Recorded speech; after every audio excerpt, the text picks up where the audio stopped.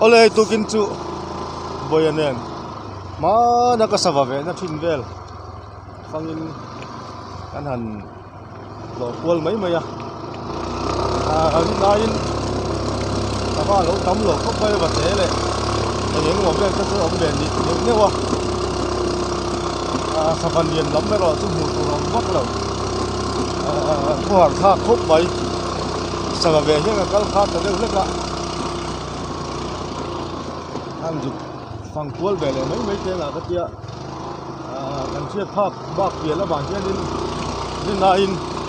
sava lâu thế em yêu rồi nè em gần chả thế lâu suốt cả scope này thế chung về là bằng cho này ai zol dai sava gần lạc trên nó hun rong rong cả sava ông bằng cả lâu rất vậy nên ram ta chu ala pa ngai dengan nuam jing bo ruak nuam taka nên kal kual ve la sabate noi ho bate lung leng ti te bate tharam ti te kai be kiu ti ve la yang eng ngo bate noi ho ve chu nó về những cái vợ và sẽ khá là cụ tập tập đầy rung và cho cô cầm hú hú đồng thịt chứ mà chú hẳn hú cô chứ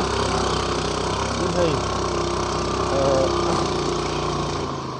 mà cái tập tiết để hậu chỉ sang sang anh ông về nghĩa là với thì anh mua đi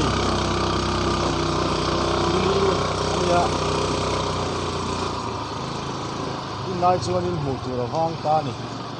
hianin haw zai rel mai ang khatia an haw chhaw don ani hi ti hian tan paten kanan block vela nuam ve khop mai jing bo ruak da ya sik bo ruak ania nuam khop mai boya he kal ve chap te wa kai han kal du vela ti hian kha te chan phát thế sự ảnh hưởng mới cho cán là về nhiều thôi sẽ thay lạc lâu quý tắc một tuổi ông đón đếm lâu này đi sẽ là những cái riêng bầu ruột khi hành văn để hình dung cái đặc sản sự sẽ nan cái bao trả thì mồm bốc anh mồm bốc cái số số lại số thế thấy tôi có gì giật mấy và sẽ tiếng lệ hey thầy